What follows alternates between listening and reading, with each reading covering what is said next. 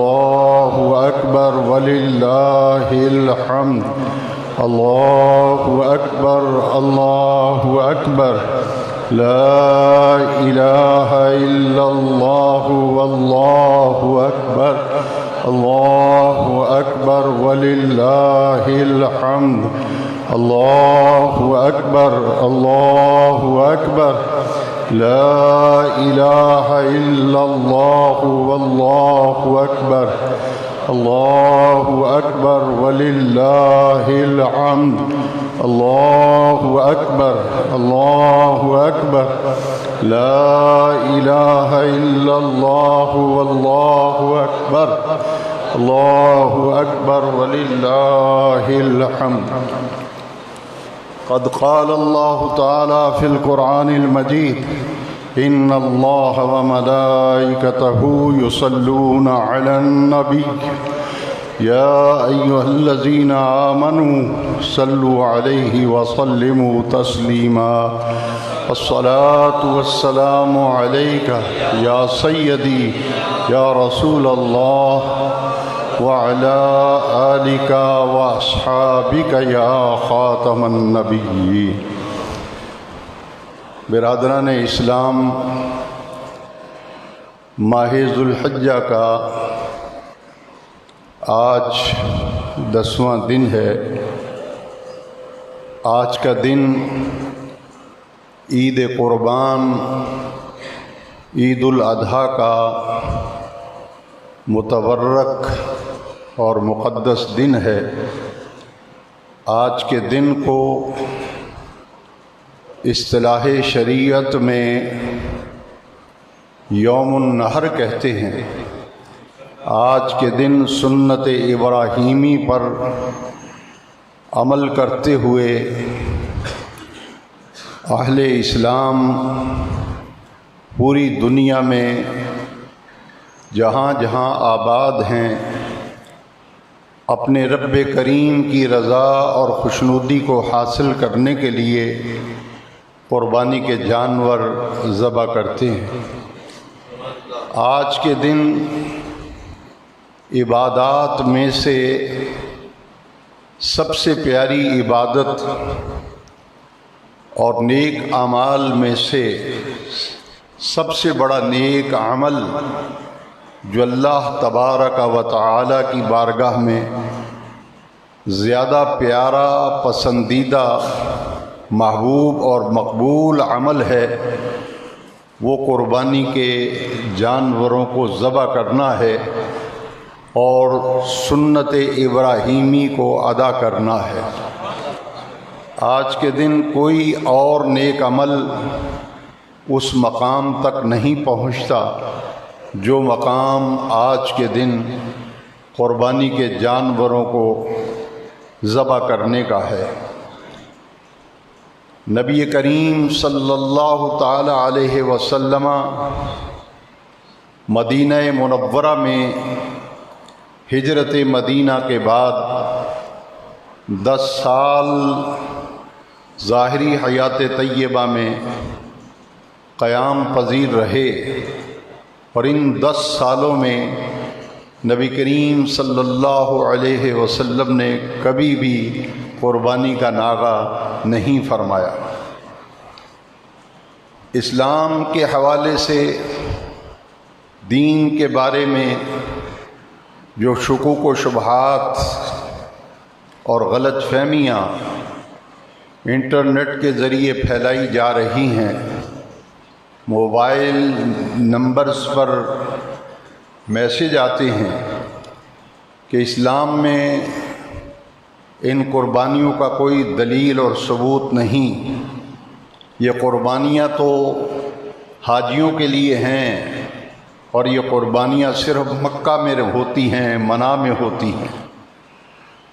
ان سب لوگوں کے لیے دعوت غور و فکر دینا چاہتا ہوں، اور جو لوگ فیس بک پر اس قسم کی خرافات دیکھ کر متاثر ہوتے ہیں، ان کی خدمت میں نہایت ادب و احترام سے گزارش کرنا چاہتا ہوں کہ اگر یہ قربانی صرف حاجیوں پر ہوتی اور منع کے ساتھ خاص ہوتی تو پھر حضور نبی کریم علیہ السلام اپنی ظاہری حیات مقدسہ کے آخری 10 سال مدینہ شریف میں حضور قیام پذیر تھے، تو پھر حضور قربانی نہ کرتے۔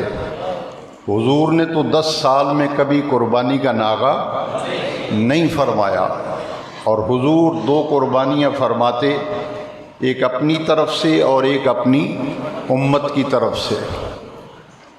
وہ قربانی جو منع میں کی جاتی ہے اس قربانی کا نام حدی ہے، اور جو قربانی پوری دنیا کے مسلمان اپنے اپنے مقامات پر کرتے ہیں اس قربانی کا نام اضحیہ ہے۔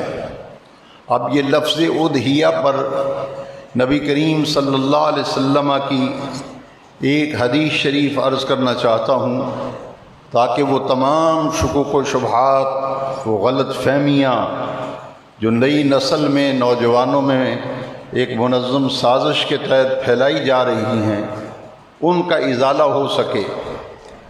دین وہی ہے جو 1400 سال سے امت مسلمہ میں چلا آ رہا ہے، اور حضور کی ظاہری حیات مقدسہ سے آج تک پوری امت مسلمہ بالاتفاق ذی الحج کی 10 تاریخ یوم النحر کو قربانی کی سنت کو زندہ کیے ہوئے ہیں۔ حضرت زید بن ارقم رضی اللہ تعالیٰ عنہ نبی کریم علیہ السلام کے بڑے مشہور و معروف صحابی ہیں، اور صحابی وہ ہوتا ہے جو حضور کی ظاہری حیات طیبہ میں حضور کی زیارت کرے اور انہی ایمان والی نظروں کو لے کر اس دنیا سے رخصت ہو جائے، اسے صحابی کہتے ہیں۔ حضرات صحابہ کرام رضوان اللہ تعالی علیہم اجمعین میں سے معروف صحابی رسول حضرت زید بن ارقم رضی اللہ تعالیٰ عنہ فرماتے ہیں کہ حضور سے صحابہ کرام نے پوچھا کہ حضور یہ جو ہم قربانیاں کرتے ہیں، قربانیوں کے جانور ذبح کرتے ہیں، ان کی حقیقت کیا ہے؟ تو ہمارے پیارے آقا کریم رؤوف الرحیم صلی اللہ علیہ وسلم نے ارشاد فرمایا، سنت ابیکم ابراہیم، یہ قربانیاں تمہارے باپ حضرت ابراہیم علیہ السلام کی سنت ہے۔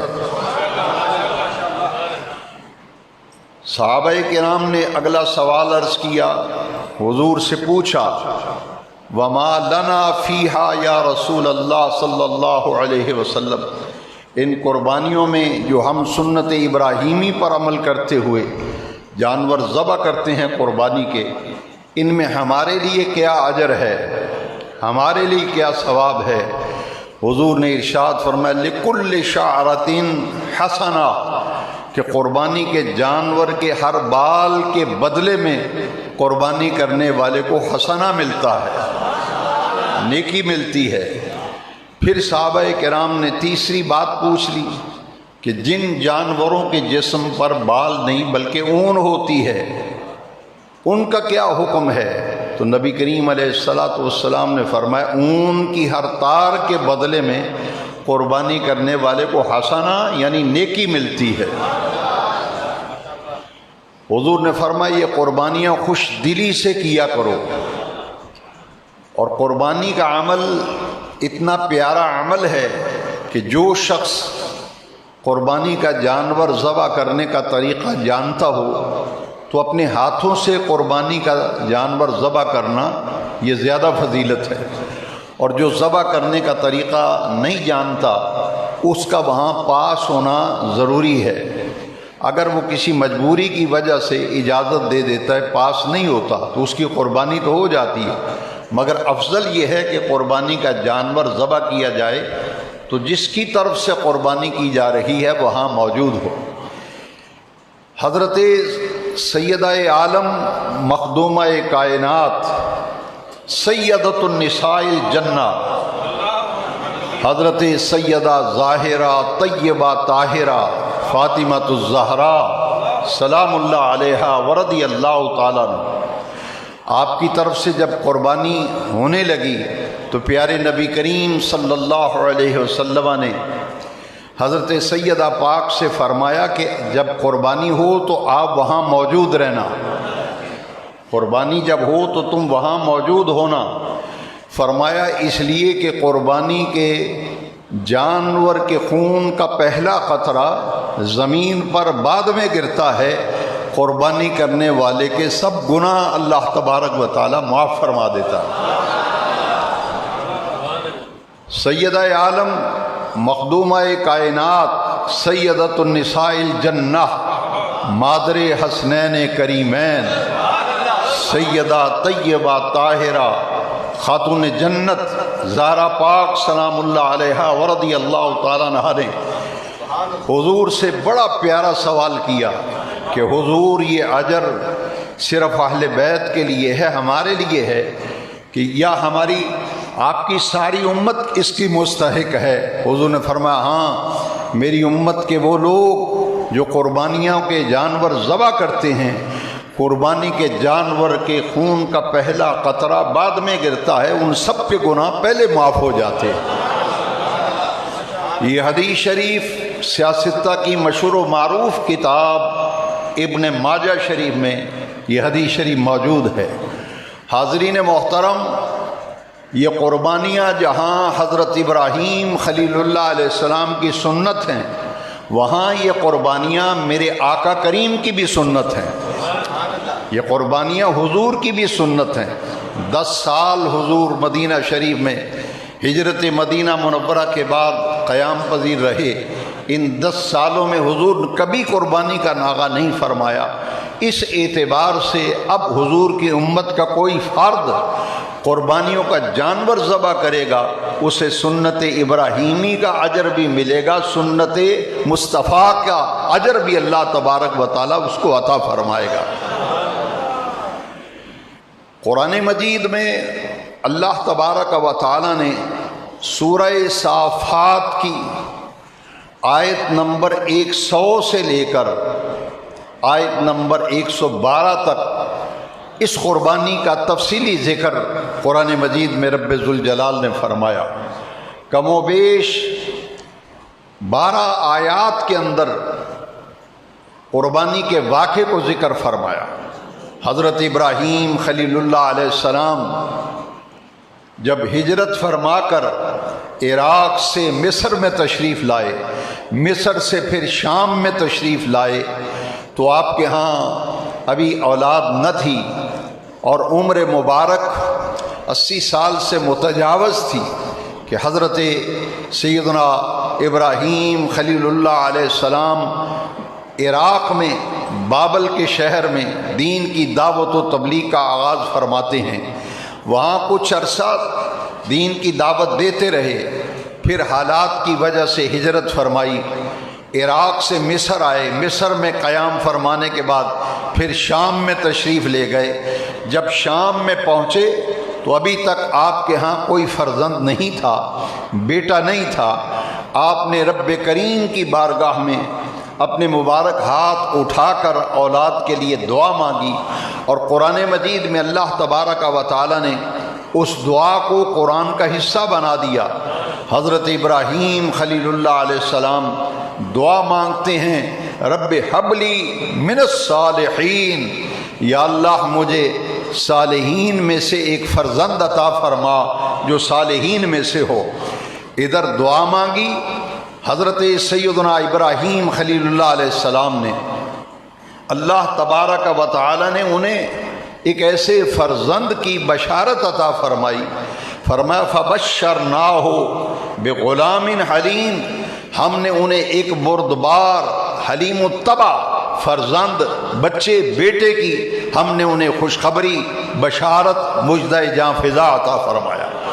حضرت سیدنا ابراہیم خلیل اللہ علیہ السلام ملک شام پہنچنے کے بعد دعا فرماتے ہیں، اور آپ کو جب حضرت اسماعیل علیہ السلام عطا کیے گئے، جن کی بشارت دی گئی تھی، یہ فرزند یہ بیٹا جب پیدا ہوا تو حضرت سیدنا ابراہیم خلیل اللہ علیہ السلام کی عمر مبارک 86 برس ہے، اور حضرت اسماعیل علیہ السلام پیدا ہوتے ہیں، اور قرآن مجید فرماتا ہے فبشرناہ بغلام حلیم، ہم نے ایک بردبار حلیم الطبع فرزند کی خوشخبری عطا کی۔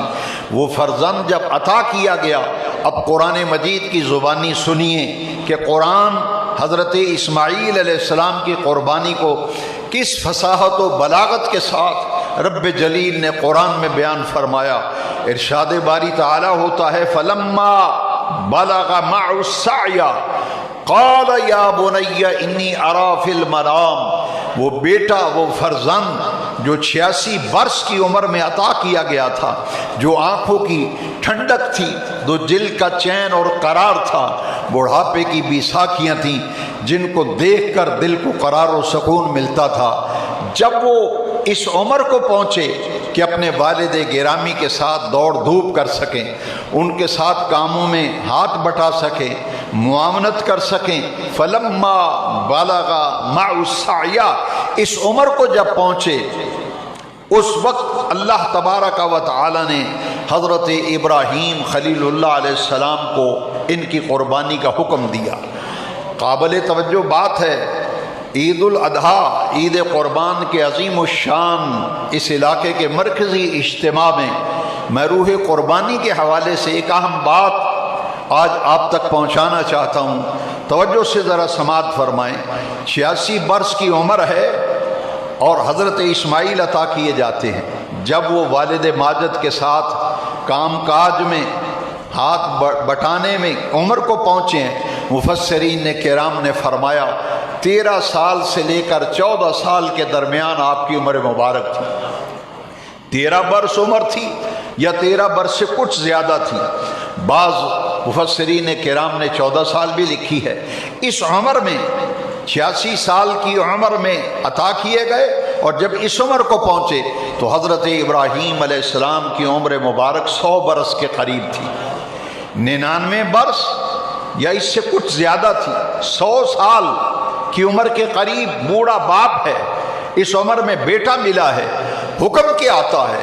حکم آتا ہے کہ اے ابراہیم، یہ فرزند تمہیں بہت پیارا ہے، تمہارے دل کا چین ہے، آنکھوں کی ٹھنڈک ہے، اپنی اس محبوب شے کو، محبوب فرزند کو، پیارے بیٹے کو میرے راستے میں ذبح کرو۔ یہ حکم کیسے آیا؟ یاد رکھیے حضرات، نبی کا خواب وحی الہی کے مرتبے میں ہوتا ہے۔ حضرت ابراہیم علیہ السلام نے تسلسل سے 3 دن خواب دیکھا، بیٹے کو ذبح کر رہے ہیں، اور آپ جانتے تھے کہ نبی اللہ کا خواب وحی الہی ہوتا ہے۔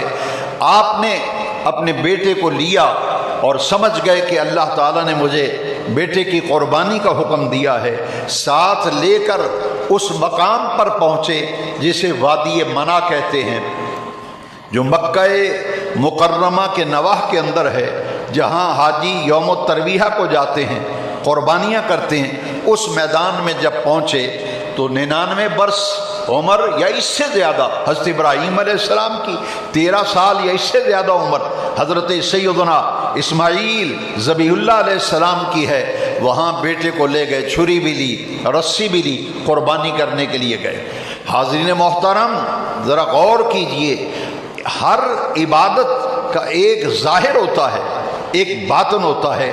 بظاہر جانور ذبح کیے جا رہے ہیں، خون بہایا جا رہا ہے، کھال تنظیموں والے اور مدارس والے لے جاتے ہیں، اور مستحقین قربانی کی کھال لے جاتے ہیں۔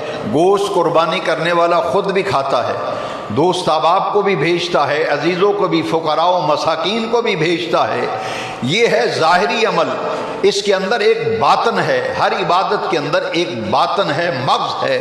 بظاہر آپ دیکھیں دعا مانگتے ہیں تو نبی کریم علیہ السلام نے فرمایا الدعاء مخ العبادہ، الدعاء مخ العبادہ۔ بظاہر ہاتھ اٹھائے ہوئے ہیں، دعا مانگ رہے ہیں، یہ ہے قول کہ ہاتھ اٹھایا ہوا ہے، یہ ہے ظاہر، رب سے دعا مانگ رہے ہیں، اور اندر باطن میں کیا ہے؟ یہ عمل اللہ کی بارگاہ میں عبادت لکھا جاتا ہے، یہ عبادت لکھا جاتا ہے۔ بظاہر قربانیوں کے جانور ذبح کیے جا رہے ہیں، لیکن کیا ہے؟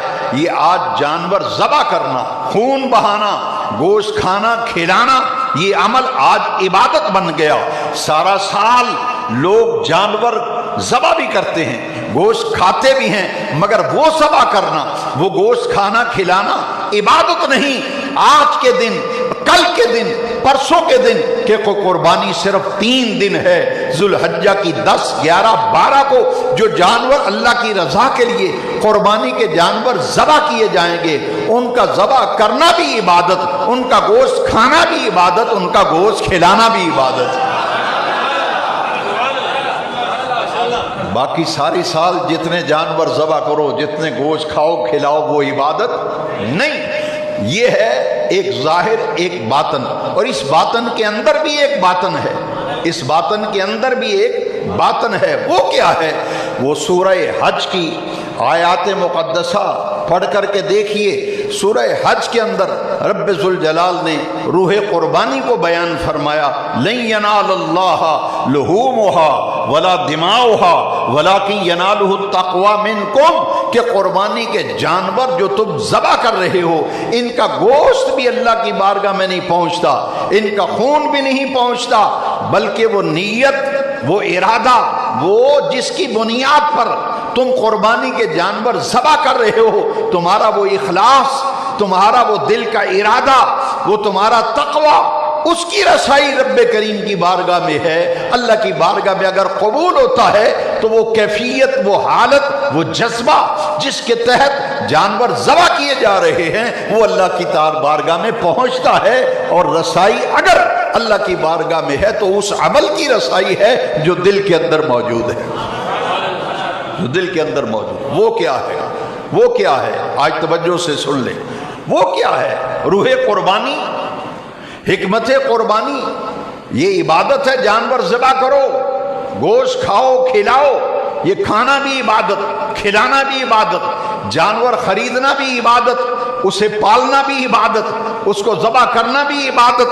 کیا اس کے اندر حکمت ہے؟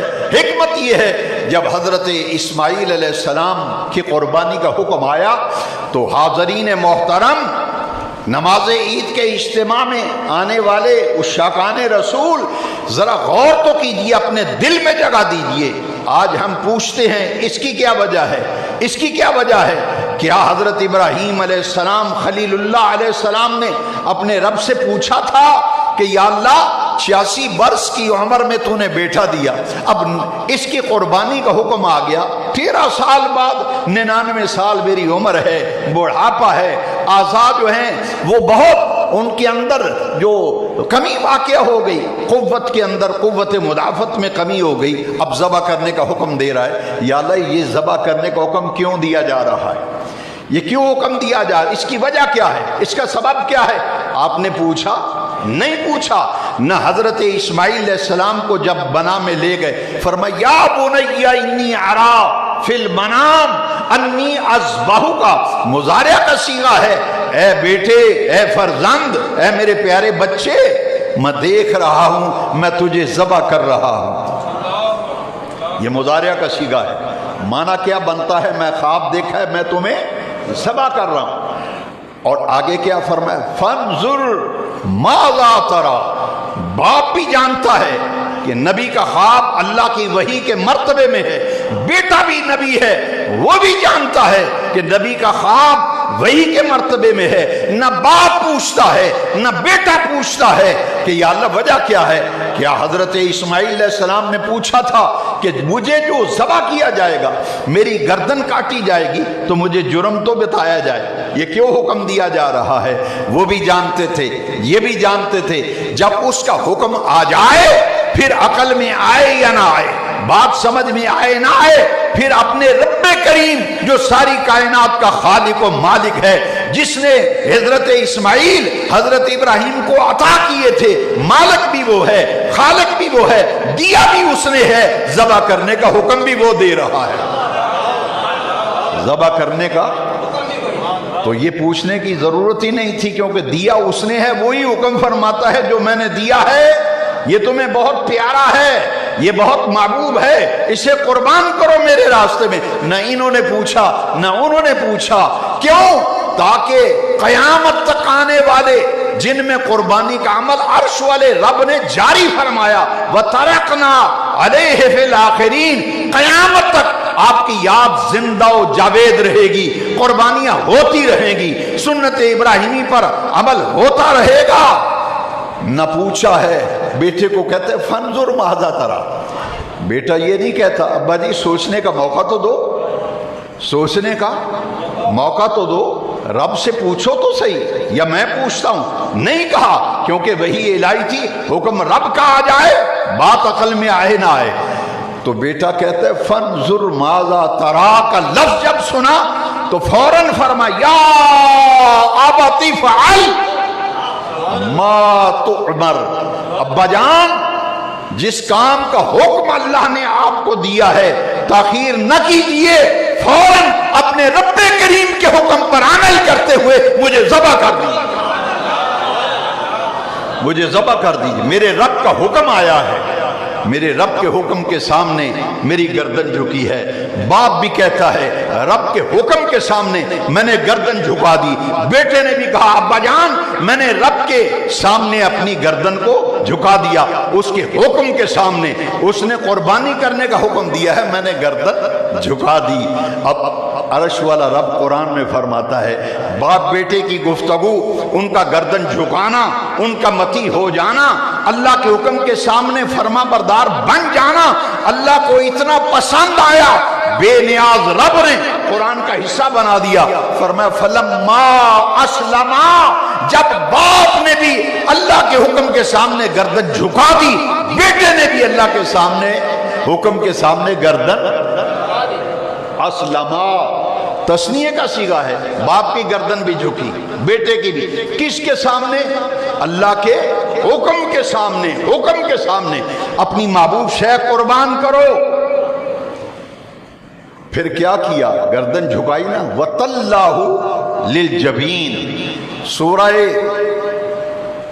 حج کے اندر اللہ تبارک و تعالیٰ نے جہاں فرمایا کہ گوشت نہیں پہنچتا، خون نہیں پہنچتا، تقوی پہنچتا ہے، اب یہاں دیکھیے جب بیٹے کو لٹایا نا، کیونکہ قربانی کا حکم تھا، تو اللہ تعالیٰ نے فرمایا وَتَلَّهُ لِلْجَبِينِ، سورہ الصافات میں آیت مقدسہ میں موجود ہے، باپ نے بیٹے کو پیشانی کے بل زمین پہ لٹا دیا، جب چھری چلائی، اب قرآن سنیے سورہ الصافات، بے نیاز رب نے فرمایا وَنَادَيْنَاهُ أَن يَا إِبْرَاهِيمُ،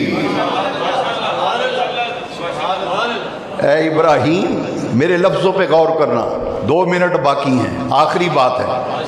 جب چھری چلائی نا تیزی سے، رب نے جنت میں سے ایک مینڈا بھیجا، جبریل جاؤ مینڈا لے جاؤ، اسماعیل کھڑے مسکرا رہے ہیں، نیچے مینڈا لیٹا ہے، چھری چلی نا، ادھر سے آواز آئی وَنَادَيْنَاهُ، ہم نے آواز دی، وَنَادَيْنَاهُ، ہم نے آواز دی، اَن يَا إِبْرَاهِيمُ، اے ابراہیم تو نے دل کے پکے ارادے سے، میرے لفظوں پہ غور کرنا، دل کے پکے ارادے سے میری رضا کے لیے، میری خوشنودی کے لیے اپنی محبوب ترین شے، اپنا پیارا بیٹا تو نے میرے سامنے قربان کر دیا ہے، فَنَادَيْنَاهُ، تیرا یہ ارادہ ہماری بارگاہ میں قبول ہو گیا، قبول ہو گیا، بس امتحان مقصود تھا، ابراہیم تو بھی کامیاب ہو گیا، اسماعیل بھی کامیاب ہو گیا،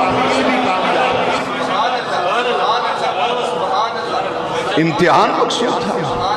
وَإِذِ ابْتَلَىٰ إِبْرَاهِيمَ رَبُّهُ بِكَلِمَاتٍ، امتحان ہو گیا نا، رب نے فرمایا قَدْ صَدَّقْتَ الرُّؤْيَا، تو نے اپنا خواب سچا کر دکھایا، خواب سچا کر دکھایا، سلام علی ابراہیم،